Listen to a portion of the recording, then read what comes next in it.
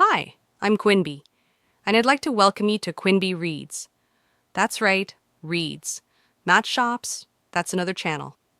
This channel is devoted to books I've read and loved. 5 stars, each and every one of them. Each video will feature a different book. I'll tell you why I love it, and I'll read a little sample so you can get some idea of the book's flavor. In this video, I'll be taking a look at The Quick Red Fox by John D. MacDonald. If you don't know who John D. is, you're in for a real treat.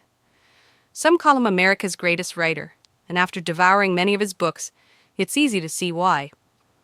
His writing is unbelievably immersive, so much so you forget you're reading. The experience is more like being taken along for a ride. The Quick Red Fox is a Travis McGee adventure. Who is Travis McGee? He's John D's most famous character. He's larger than life and lives aboard a houseboat he won in the poker game. It's moored in Fort Lauderdale, Florida, and that's his Travis's home base. One of the many things that's so intriguing about this character is the way he makes a living.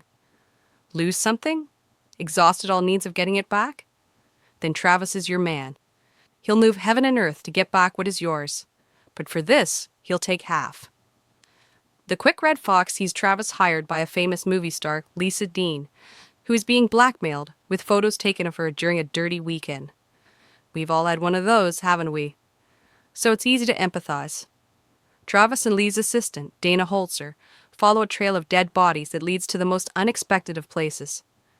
Here's a sample. His young bride was one of the most striking females I've ever seen in my life. You had a tendency to speak to her in a hushed voice, an odd voice. The Swedes grow some of the finest specimens of our times. This Olka Atlan Magruder was big enough for Magruder to keep her in flat heels at all times. She wore a woolly tangerine-colored shift. Her arms were bare. The others were bundled in jackets, sweaters, tunics, shawls, stoles. She looked as if she had enough animal heat to keep her entirely comfortable at 30 below. Her body, under the touch of fabric, was ripe, leggy, and entirely perfect. Without makeup, her features were almost those of some heroic, dedicated young boy, a page from the time of King Arthur, or an idealized Joan of Arc. Her tilted, gray, green, blue, Icelandic eyes were the cold of northern seas. Her hair was a rich, ripe, heavy spill of pale, pale gold, curved across the high and placid brow. She had little to say, in a sleepy, disinterested way of saying it. Her eyes kept seeking out her husband. Over all that stalwart Viking loveliness, there was such a haze of sensuality, it was perceptible, like a strange matte finish. It was stamped into the slow and heavy curve of her smile, marked by the delicate violet shadows under her eyes, expressed by the cant of her high round hips in the way she stood. Though by far the youngest person there, she at the same time seemed far older. She had been bolted to the bowsprit of an ancient ship for 1,000 years, and every woman there hated her and feared her. The look of her confirmed my guesses about Vance Magruder. Wearing this one like a banner or a medal was the ultimate cachet of competitive masculinity. She had a strange, primitive flavor of sexual docility. She was indentured to Magruder, totally focused upon him. Yet were she taken from him by someone with more strength and force of purpose, she would shift loyalty without question or hesitation. A man like Magruder would go to any length to acquire her, and he had. I was certain of that.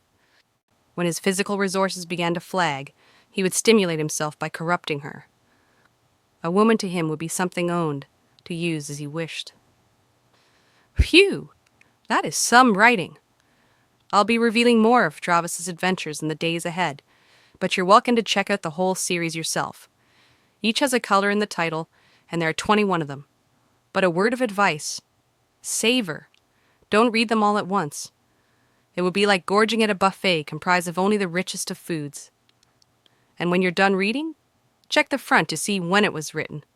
A guaranteed surprise. All the books in the series can be read multiple times, which is, when all is said and done, the hallmark of great writing. This is Quinby Delicious signing off. See you in the next video.